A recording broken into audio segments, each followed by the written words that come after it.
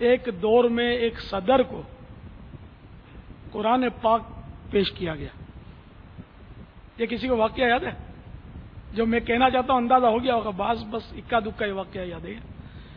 ان کو قرآن پاک پیش، وہ تھے فوجی جرنل، وہ صدر جو تھے، تو انہوں نے ان کو اندازہ ہو گیا کہ یہ کوئی غیر معمولی وزنی ہے.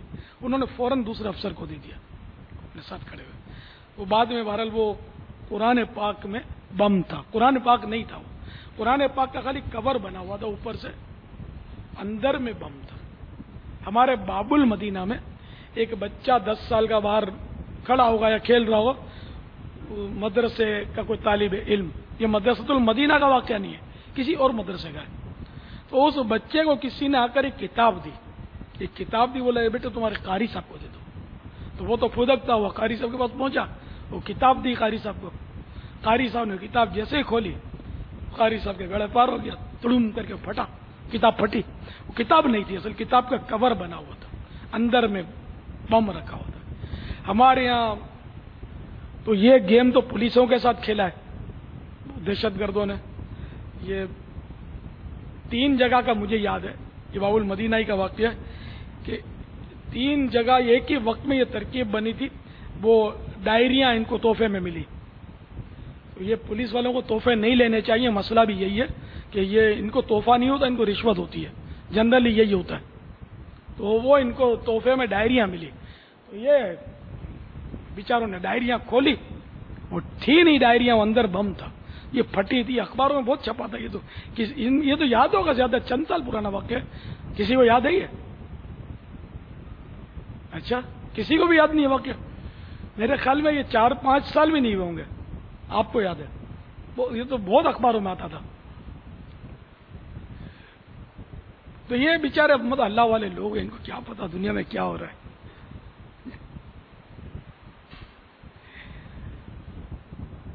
تو ڈائری میں بم پھٹتا ہے، کتاب میں بم پھٹتا ہے، معاذ اللہ. قرآن پاک میں یہ ظالم لوگ انہیں قرآن پاک بتا کر یا دھوکہ دے کر بھی بم دے دیتے ہیں. ایسے لوگ ہیں. تو اب یہ کہ آپ بولو ہمارا پیٹ رکھ لیا، ہم کو دہشت گرد ہیں. تو یہ ہمیشہ یاد رکھو، کہیں بھی چیکنگ ہوتی ہو نا، تو وہاں اگر آپ آرگومنٹس کریں گے، دلائل دیں گے نا، تو ان کو شک زیادہ پڑے گا کہ تو ٹھہر جا، تیرا اطمینان سے ہم چیک کریں گے، ہاں بھائی تم لوگ نکل جاؤ. پھر اور مطلب وہ پریشان بھی کر سکتے ہیں، پولیس جو ہوتی ہے نا. تو اس لیے وہ جس طرح چیک کریں ان کو کرنے دیا جائے. جو بولے بھائی یہ رکھ دو، ہاں بھائی یہ رکھ دو، تو سب رکھ دیا جائے. کچھ بھی چالاکی نہ کی جائے کہ یہ بچا لیا، وہ چھپا لیا. وہ دیکھ لے گا تو پھر شک کرے گا. اس میں باپا بعض اوقات غصہ ہو یا جلد بازی تب ہوتی ہے کہ گھر سے نکلے لیٹ، راستے میں ٹریفک ہوئی، اب پہنچے ایئرپورٹ پہ. اب جو بناتے ہیں نا ہماری ترکیبیں، اب یہ ٹکٹ فلائٹ چلی جائے گی تو پیسے بھی جائیں گے. اب ادھر امیگریشن پر بھی، کیونکہ شروع میں چیکنگ، پھر بورڈنگ کارڈ، امیگریشن، وہاں پر پھر اندر میں چیکنگ، 3-4 جگہوں پر چیکنگ اور پیپر اور یہ سارے ہوتے ہیں. اب وہاں مطلب یہ ساری باتیں یاد نہیں رہتی. آدمی بولتے یار پلیز پلیز پلیز، وہ پلیز میں بولتا ہے اوکے اوکے اوکے، اب میں تمہارا پلیز اور پولیس دونوں مناتا ہوں. وہ یوں اس کو پھر وہ لائن میں کھڑے لائن لگا دیتا ہے کہ تو ادھر آ جا. اس میں اس وقت جلد بازی ہو جاتی ہے بعض ہوگا، لیکن نارمل ہوتا ہے. میں نے جو دیکھا نا، میں 12 ایئرپورٹ پر آنا جانا رہا ہے میرا، میں نے دیکھا نہیں ہے کوئی اس طرح کرتا واڑی ان کے ساتھ.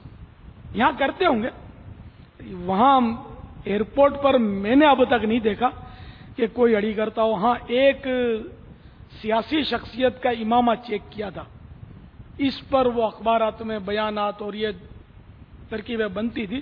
وہ بعض اوقات ہوتا ہے کہ آدمی بہانہ بھی ڈھونڈتا ہے کہ یار ایشو ملے تو تھوڑا مشہوری ہو، تو دے بیان ہوتا ہے اس طرح. امامہ تو کھول کے میرا بھی دیکھا ہے، مطلب مجھے بھی اتنا چیک کیا ہے، بعض اوقات کیبینوں میں لے جا کر چیک کیا ہے. میں پتہ ہے مطلب یہ سیکورٹی ہے، شک پڑا ہے تو ٹھیک ہے بھائی کھڑے ہو جاؤ، ہاں دیکھ لو بھائی کیا کیا جیب میں، آئیے لو، یہ نکالا کاغذ، دانا، یہ میں سب جو بھی ہے یہ رکھ دیا، دیکھ لو. مجھے ایک دفعہ کا واقعہ یاد ہے بابا، آپ کو جو چیک ہوشیاری کریں گے تو شک کرے گا نا. آپ کو چیک کرا تھا بابا، میں پیچھے تھا اور پیچھے ہی ہوں، آپ کو چیکنگ چل رہی تھی. تو اب وہ خالی کرا ہے نا پیچھے سے سارا، اب میں دیکھو میں کہا یار یہ کرتا کیا ہے، اس کو سمجھ نہیں آتی ہے. اب ظاہر جو بھی ایک اس وقت ایک جذبات جو ہوتے ہیں وہ ابھر تو رہے تھے.